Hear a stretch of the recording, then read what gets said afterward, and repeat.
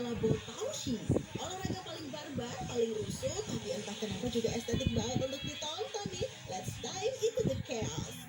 Botaushi sendiri artinya adalah jatuhin tiang. Dalam olahraga tersebut ada strategi perang, bela diri, dan kerja sama tim yang luar biasa solid.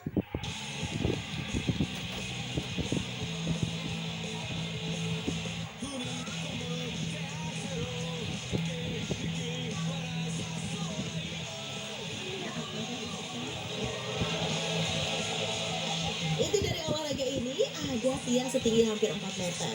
Tugas timnya cuma satu nih, yaitu bikin tiang lawan miring sampai 30 derajat. Tapi masalahnya untuk menyentuh tiang tersebut kita harus melewati benteng hidup manusia yang siap menendang dan ngedorong kita kapan aja. Siapapun yang duluan bikin tiang lawan miring, dialah pemenangnya. Dan waktunya sih cuma 2 menit aja, singkat, padat, dan penuh keringat loh. Nah, kalau satu orang jongkok di atas pucuk tiang itu namanya ninja. Tugas mereka untuk menjaga tiang.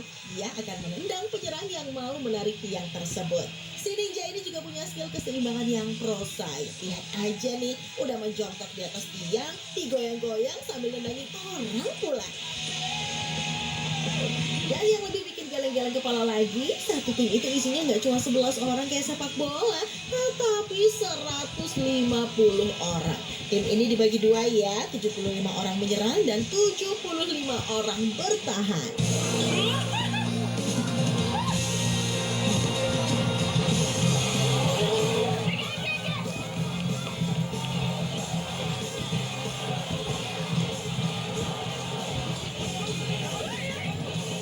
Lalu, alasan kenapa permainannya sebrutal ini adalah karena sejarahnya memang berkaitan dengan militer. Botaushi pertama kali muncul sekitar tahun 1945 di Akademi Pertahanan Nasional Jepang. Tujuannya ya untuk melatih mental para taruna supaya siap tempur, kuat secara fisik dan punya strategi jitu dalam kondisi yang sulit sekalipun. Kerennya lagi, faktanya meskipun terlihat seperti tawuran, mereka tetap punya kode etik dan tidak asal pukul secara membabi buta loh ya. Ya iyalah, Jepang gitu. Berikutnya yaitu ada kompetisi lari, tapi bukan semata-mata untuk pelari culture ya say. Tapi ini adalah lari berbarengan dengan kuda.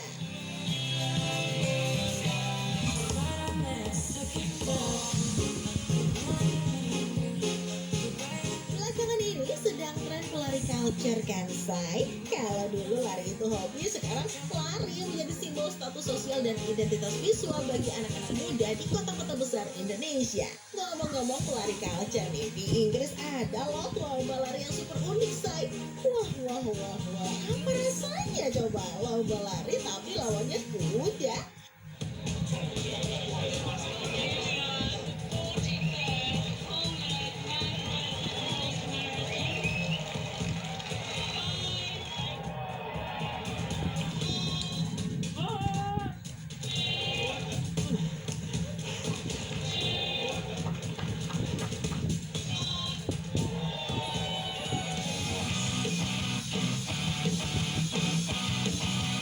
Jadi ini adalah Whole Earthman versus Horse Marathon, alias lomba lari maraton manusia lawan kuda. Setiap tahun ratusan peserta akan ikut berpartisipasi di perlombaan yang diadakan di Landworth Wells Wales di Inggris. Lomba lari maraton manusia versus kuda ini sudah dimulai sejak 1980 loh guys. Awalnya perlombaan ini tercetus dari perdebatan di sebuah pub di Landworth Wells mengenai apakah manusia bisa mengalahkan kuda dalam lomba lari jarak jauh. Nah, untuk mencari tahu, akhirnya diadakan deh lomba maraton di mana manusia berlari melawan penunggang kuda yang menempuh rute sejauh 34 sampai 35 kilometer. Wih, niat banget ya. Selain rutenya yang lumayan jauh, mereka ini juga harus melintasi trail menantang seperti pegunungan, bukit, sungai, dan jalur serta pakaian berat. Pemenangnya yang udah ditebak ya say, lebih sering sih kuda lah yang jadi juaranya. Tapi ada juga sih manusia yang menang dalam perlombaan ini, seperti pelari bernama David Griffiths yang berhasil memenangkan lomba lari tahunan Whole Earthman versus Horse Marathon pada 14 Juni 2025. Dia sudah menjadi orang kelima yang berhasil mengalahkan kuda dalam sejarah 45 tahun perlombaan ini. Wah, gak kaleng-kaleng ya abang yang satu ini. I might be anyone, a lone fool out in the sun. Dari perlombaan ini terbukti buktikan say, walaupun kuda lebih cepat, tapi dalam kondisi tertentu seperti rute yang terjal dan cuaca panas, manusia juga bisa kok bersaing atau bahkan mengungguli kecepatan kuda.